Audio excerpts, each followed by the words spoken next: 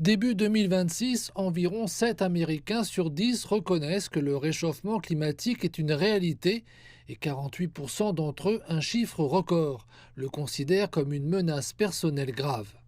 Cependant, le président des États-Unis, Donald Trump, a mené une seconde campagne électorale axée sur la relance de l'industrie traditionnelle et il s'est retiré une nouvelle fois de l'accord de Paris dès son entrée en fonction pour son second mandat. Le gouvernement Trump ne représente pas le peuple américain en matière de climat. Il mène une action politique en faveur du secteur des combustibles fossiles, alors que le public soutient largement les mesures climatiques. Ce mois-ci, les États-Unis ont entamé le processus de retrait de la Convention cadre de l'ONU sur les changements climatiques, invoquant le fait que ces organisations ne servent plus les intérêts américains et poursuivent des objectifs hostiles. Mais cette décision n'a pas empêché des États comme la Californie de respecter leurs engagements en matière de climat.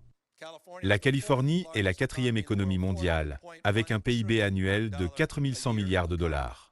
Et en 2025, nous dirigeons la quatrième économie mondiale en utilisant exclusivement des énergies propres. Le gouverneur Gavin Newsom a participé au sommet sur le climat qui s'est tenu l'année dernière au Brésil afin de rassurer les partenaires internationaux sur la poursuite de la coopération.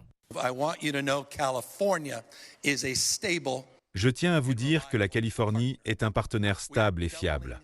Nous redoublons d'efforts dans ce domaine. À Washington DC, les gens vont et viennent. L'engagement de la Californie est solide et nous sommes là pour le long terme. Donald Trump n'est que temporaire. À l'heure où le gouvernement fédéral revient sur pratiquement tous ses engagements climatiques antérieurs, la Californie a pris le contre-pied.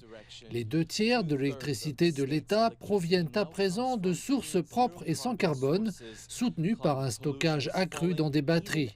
La pollution climatique diminue alors même que l'économie se développe et près de 2 millions de véhicules zéro émission circulent désormais sur les routes californiennes. Enfin, plusieurs milliards provenant du programme Cap and Invest financent des programmes d'énergie propre, de transport et de résilience climatique.